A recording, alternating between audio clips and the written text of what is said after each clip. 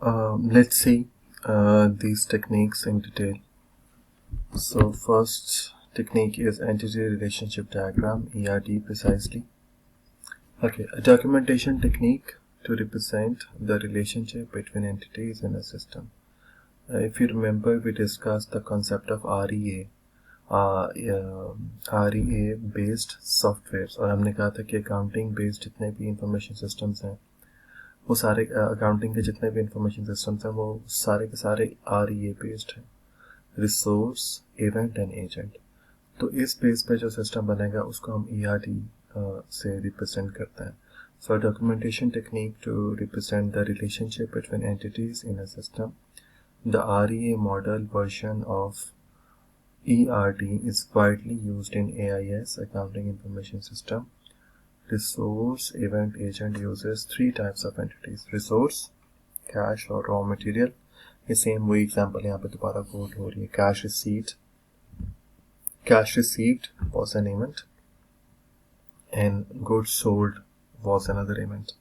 तो जब चीज़ें बेची तो रॉ मटेरियल डिक्रीज हुआ, रिसोर्स, और जब कैश रिसीव किया तो कैश इंक्रीज हुआ, अगेन रिसोर्स इंक्रीज हुआ. Then events, release of raw materials into the production process. तो इवेंट कैश रिसीव हुआ इज एन इवेंट और चीज़ें बेची इज ऑल्सो एन इवेंट. तो एक में आपके पास से रिसोर्सेज कम हो गए और एक में आपके पास रिसोर्सेज ऐड हो गए. Then we have agents, inventory control clerk जिसने चीज़ें इशू की, हमने कहा था सेल्स पर्सन जिसने चीज़ें बेची, और द वेंडर जिसने चीज़ें खरीदी और हमारी इन्वेंट्री बढ़ गई, और the production worker who actually produce the things, और we can say the cash collector, cashier who collects the cash. तो ये सारे के सारे हमारे पास एजेंट्स हैं. तो बेसिकली आप ऐसा सिस्टम ERD जो एंटिटीज का आपस में रिलेशन बताता है, और we have three entities, resource, agent and event. तो इनको वो आपस में एक्सप्लेन करता है कि अगर ये इवेंट हुआ तो ये इस एजेंट ने किया होगा और इस इवेंट के नतीजे में ये रिसोर्स या तो बड़ा होगा या कम हुआ होगा. तो ये रिलेशनशिप उनका एक्सप्लेन करता है. और वो जो हमने डायग्राम पढ़ी थी वो ERD, ये REA की, वो बिल्कुल ERD है, यानी कि वो एंटिटी रिलेशनशिप डायग्राम बनी हुई थी. आई विश यहाँ पे, लेकिन उसके लिए मुझे बहुत स्लाइड्स बैक जाना पड़ेगा. अभी आगे आ जाती है तो मैं आपको दिखाता हूँ. Okay, cardinalities present the numerical mapping between the entities. Cardinalities मैं इसकी अगली स्लाइड से आपको एक्सप्लेन करता हूँ. These are the types of one to one, one to many, many to many. Okay, देखें, sales person is one and he is assigned with the one type of car which he is supposed to sell. उसके पास एक तरह की car है जिसके features उसको बताया गया, उसको कहा गया कि ये कार आपने सेल करनी है. तो this is one to one cardinality. One person has assigned with one number, one thing. तो this is one to one. One sales person is assigned with one type of car, one to one cardinality, right. Then we have a customer and a customer can place many orders, right. अब वो एक गाड़ी भी कह सकता है और दूसरी गाड़ी भी कह सकता है एट अ टाइम, यानी कि एक वक्त में दो गाड़ियां परचेज कर रहा है. तो one customer can order many, right. So one two many cardinality. One person is assigned with many numbers, this is cardinality, right. यानी कि आप, जैसे मैं इसको और एग्जांपल देता हूँ, आप रेस्टोरेंट में जाते हैं तो हर टेबल असाइन होता है ऑलमोस्ट के इन, ये आप इसको एक पर्टिकुलर वेटर देखेगा. तो आप एक कस्टमर हैं और आप उसको बहुत सारी चीज़ों का ऑर्डर देते हैं, राइट. तो एक कस्टमर ने बेवरेजेस में से भी ऑर्डर दे दिया, चाइनीज़ में से भी ऑर्डर दे दिया, और ट्रेडिशनल में से भी ऑर्डर दे दिया, और स्वीट डिश का भी ऑर्डर दे दिया. And after that he order for a tea, let's say. तो one customer can order many. और in this particular car example, one person can order for, one customer can order for many cars. And then many to many, vendor to inventory. Like आप जब कोई चीज़ purchase करते हैं तो आप let's say आप 5 different vendor से वो चीज़ परचेज करते हैं और हर वेंडर से 3-4 तरह की चीज़ें परचेज करते हैं.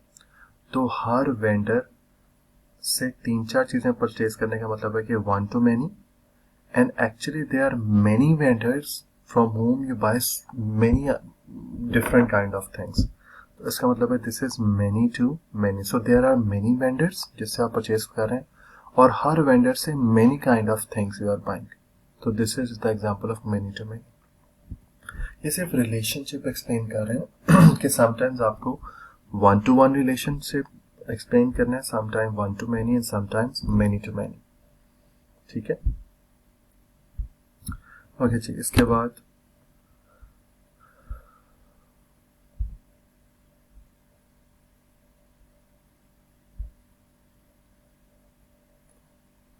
Now we have the next is data flow diagram.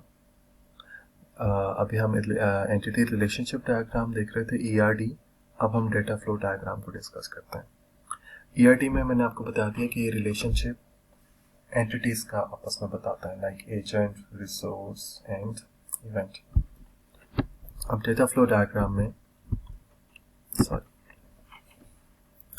it uses symbols to represent the processes, data sources, data flows and entities in a system.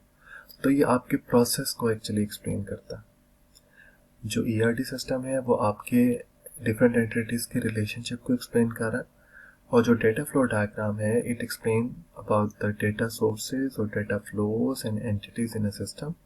और ये कैसे एक्सप्लेन करता है, it uses some different kinds of symbol, और हर symbol का एक particular मतलब है. आप उसको उसी सेंस में यूज करेंगे, उसी सेंस में आप उसको इंटरप्रेट करेंगे.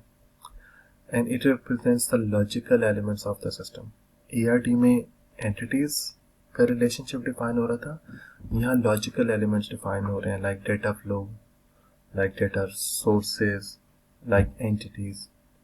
Okay, and it do not represent the physical system. यानी कि ये नहीं बताएगा कि ये कंप्यूटर की कौन से सिस्टम से ये चीज़ एंटर हुई और कैसे हुआ. मतलब फिजिकल सिस्टम को नहीं एक्सप्लेन करेगा, आपके लॉजिकल सिस्टम को एक्सप्लेन करेगा. So this is data flow diagram and these are the simple. यानी कि अगर आपने एंटिटी नेम मेंशन करना है, that should be a square, right. If you have to mention the data store name के यहाँ पे data store होता है, तो that symbol should be like this.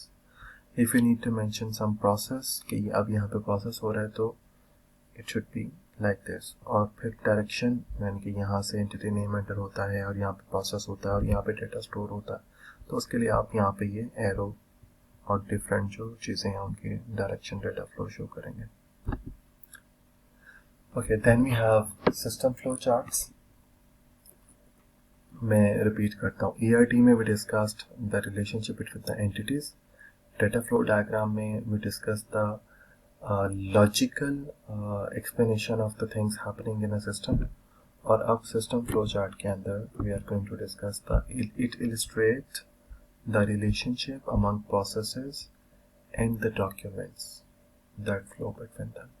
अब यहाँ पे क्या हो रहा है, ये process plus document कि इस प्रोसेस के अगेंस्ट ये डॉक्यूमेंट जनरेट होगा और फिर आगे जाके ये डॉक्यूमेंट फलानी चीज़ का प्रोडक्ट डॉक्यूमेंट बन जाएगा and etcetera etcetera, right.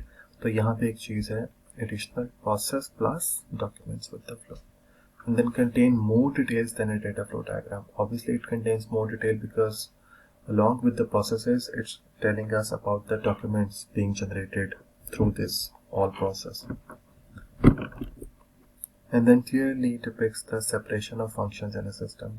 different obviously जब एक जगह पे बताएगा कि इस प्रोसेस के बाद ये डॉक्यूमेंट जनरेट होगा, तो डेफिनेटली दिस इज अंडरस्टूड कि यहाँ पे ये प्रोसेस कंप्लीट हो गया. अब नेक्स्ट प्रोसेस स्टार्ट होगा तो नेक्स्ट डॉक्यूमेंट जनरेट होगा. Okay, so these are the symbols. Symbol set of representing manual procedures. If this is like kind of oval shape, then terminal showing source or destination of documents and reports. या तो यहाँ से document generate हो रहे हैं और यहाँ पे फाइनली रिपोर्ट हो रहे हैं. If this is like a semicircle kind of again semi oval shape, then on page connector यानी कि एक यहाँ से एक पेज दूसरे पेज के साथ कनेक्ट हो रहा है, then off page connector यहाँ पे डिटैच हो रहा है. और दिस शेप मीन्स यहाँ पे ये मैनुअल ऑपरेशन होगा, ये इंफॉर्मेशन सिस्टम ये कंप्यूटराइज नहीं होगा. And if this is like triangle, so this will be like file for storing source documents and reports. तो यहाँ पे फाइल जो है वो स्टोर हो रही है. तो ये डिफरेंट सिंबल्स हैं।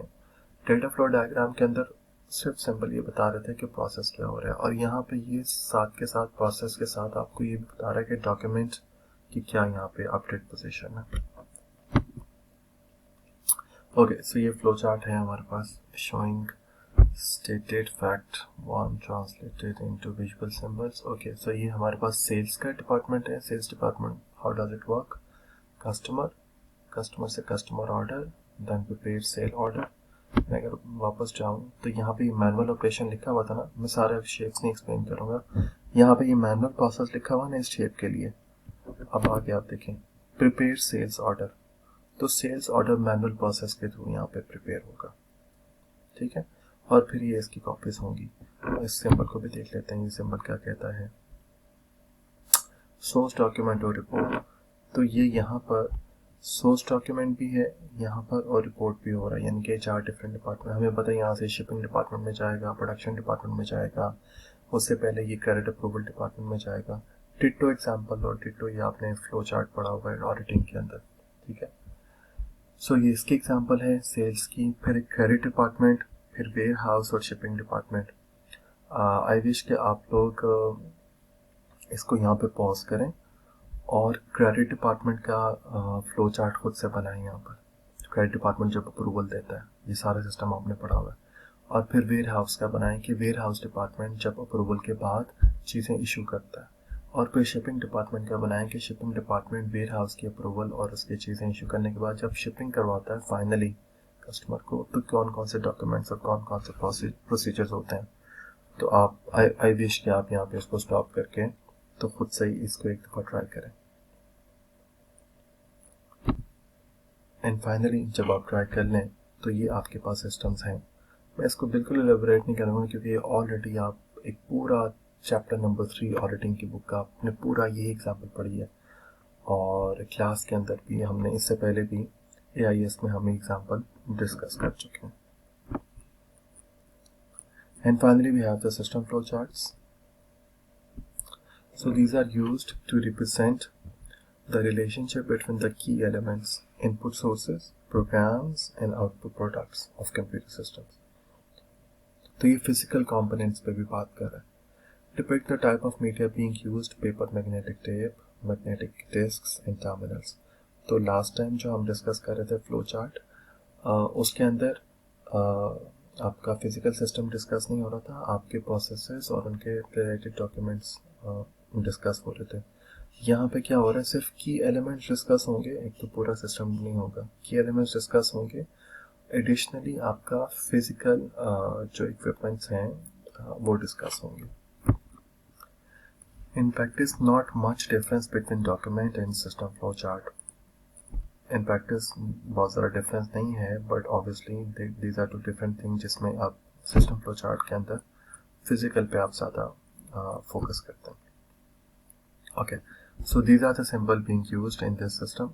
Hard copy, देखें ये physical एक component है, hard copy को उसके बारे में बता रहे हैं। फिर computer process, direct access storage के जहाँ पे ये डायरेक्ट एक्सेस हो सकता है, देन मैग्नेटिक टेप जहाँ पे ये स्टोर हो रहा है, then terminal input output devices, यानी कि इनपुट कीबोर्ड के थ्रू हो रहा है, आउटपुट आपकी स्क्रीन के थ्रू हो रही है, like this. Then process flow arrows के साथ आप इसको करेंगे। Real time online connection, the time online things are being updated, उसके बारे में। And then video display device, तो ये फिजिकल कंपोनेंट्स के बारे में ज़्यादा जो है वो एक्सप्लेन करता है। Okay, so program flow chart illustrate the logic used in programs. ये different symbols हैं, I'm not going to explain it. आप इसको पॉज करके ये बिल्कुल, this is for decision making, this is for logical processes, terminal start or end operations like oven,